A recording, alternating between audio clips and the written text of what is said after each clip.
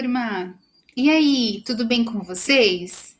Espero que sim, que todos vocês estejam bem. A prof está com muita saudade de todos vocês.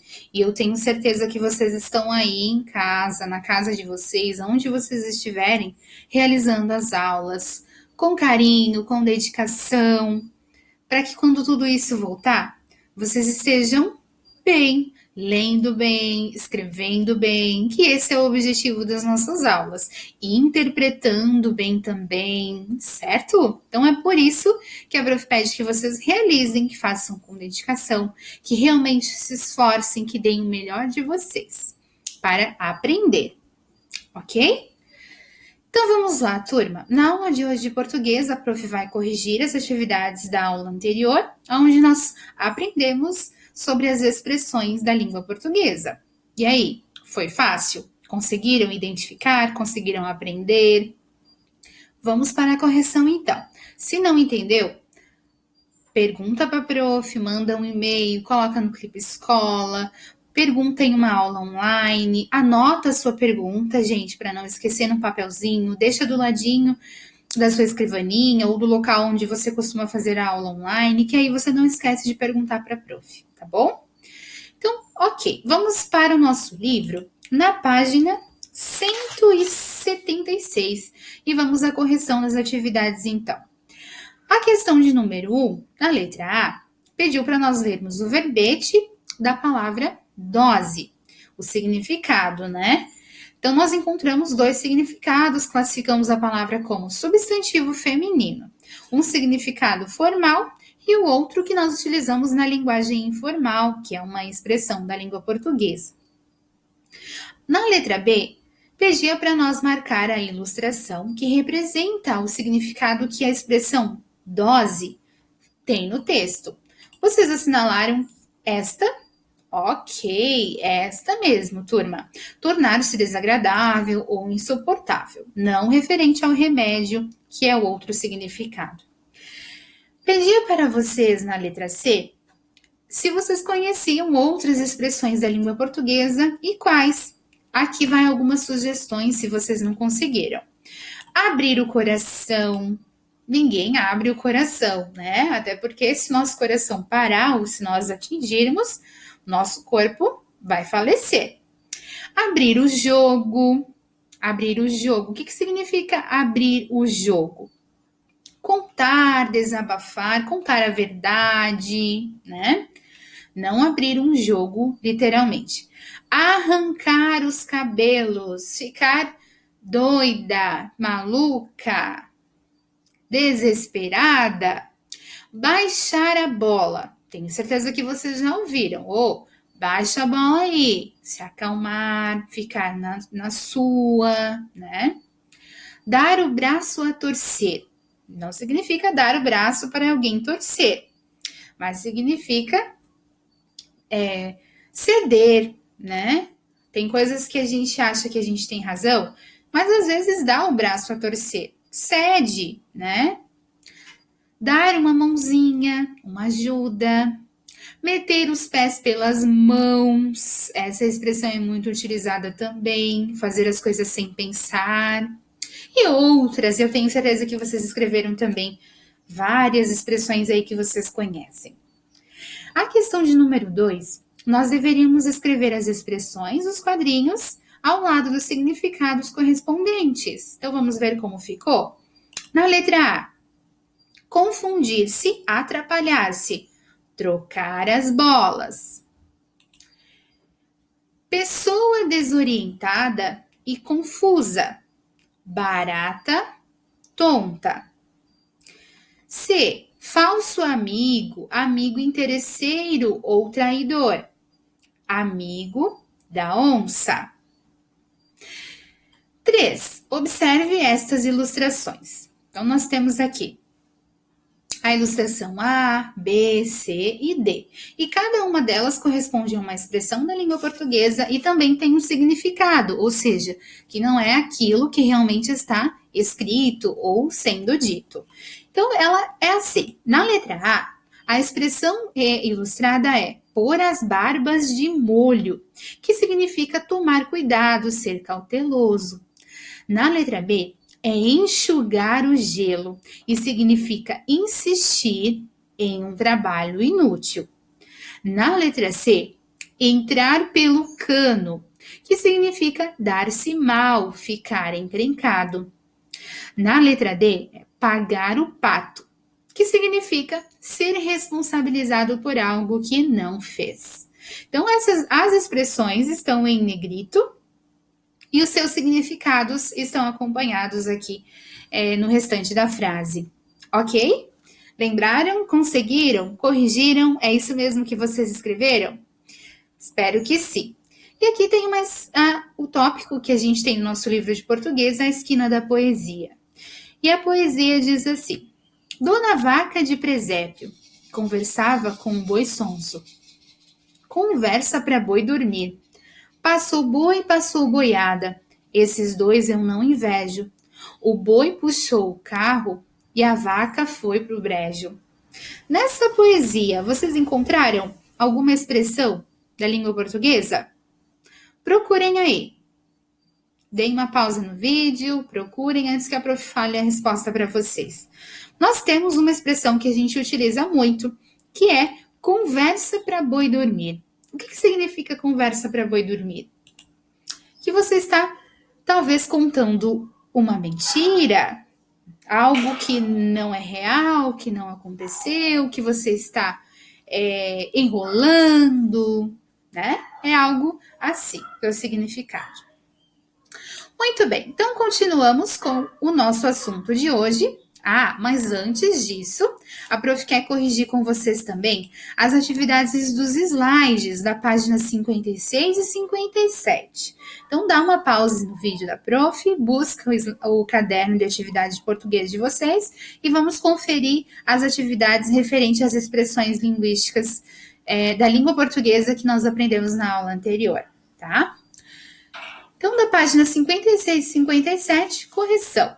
Observe bem as imagens. Nós temos 3 imagens e para vocês completar as frases com as expressões que as imagens representam. Na letra A, esconder uma coisa para surpreender o adversário é ter uma carta na manga, que seria essa ilustração aqui, literalmente, né? Letra B, tirar leite de pedra significa conseguir o que era considerado impossível.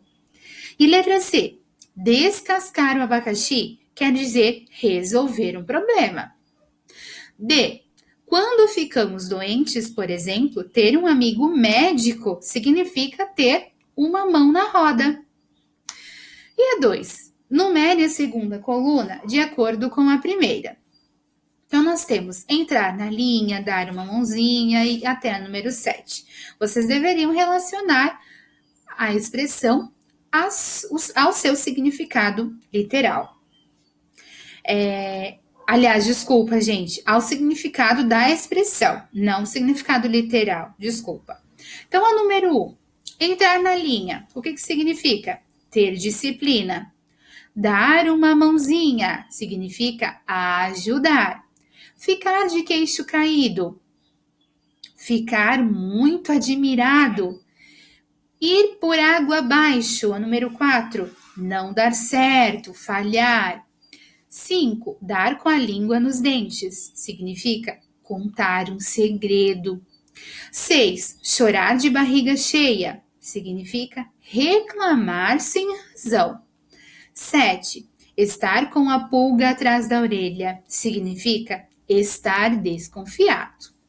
Muito bem, acertaram? Vamos para a próxima então. Questão de número 3. As palavras destacadas são expressões próprias da língua portuguesa. Reescreva as frases substituindo essas expressões por seus respectivos significados.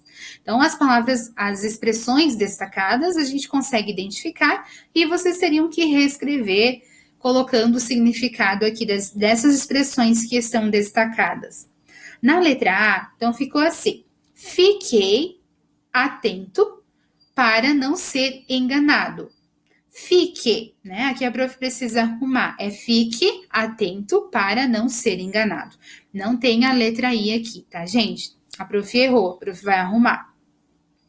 Letra B. Fiquei de mãos atadas depois da decisão dos pais. Não pude fazer nada depois da decisão dos pais. Letra C. Ninguém quer ir desta para melhor. Ir desta para melhor é ninguém quer morrer. Letra D. Ele conhece pouco esse carro, mas vai quebrar um galho para você. Ele conhece pouco sobre esse carro, mas vai ajudar ou improvisar para você, certo? Número 4. Relacione as colunas. Lavar a roupa suja significa conversar sobre os problemas. Estar com a cara amarrada significa estar zangado. E trocar os pés pelas mãos significa atrapalhar-se, fazer algo sem pensar. Muito bem. Então, turma, essa foi a correção do encarte, ok? Para vocês corrigir aí, deixar tudo certinho, para estudar também corretamente. Agora, voltando aqui para o nosso livro de português, nós iniciamos hoje e vamos reforçar a ortografia, o uso do tio, do M e do N. O tio, que é aquele sinalzinho, ele não é considerado um acento, mas ele é um sinal gráfico que nós utilizamos nas palavras, principalmente nas vogais A e O, para representar o som nasal. Vocês lembram do som nasal? Não. Lembram? Tem gente que lembra, tem gente que não. Então, nós vamos revisar esse assunto. O que é o som nasal? O som nasal são aquelas palavras que, quando nós pronunciamos ela, o som da palavra acaba saindo pelo nosso nariz. Por isso, o som nasal. Quando nós falamos a palavra Roma, Roma é um país, certo? É um país, gente? Agora a prof não lembra. Corrige a prof aí, ajuda a prof a lembrar. Enfim, a palavra Roma. E romã? O que mudou?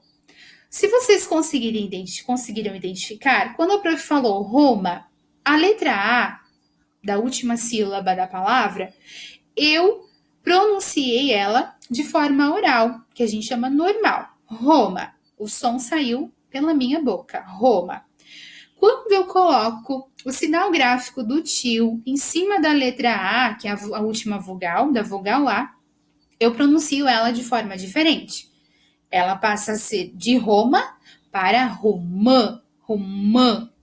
Por que isso acontece? Quando nós pronunciamos uma palavra com som nasal, a nossa língua, ela vem para baixo, ela fica embaixo, na boca, do véu palatino, que a gente chama, ela acaba liberando o som para que ele suba para o nosso nariz. Por isso nós pronunciamos assim com esse som nasal.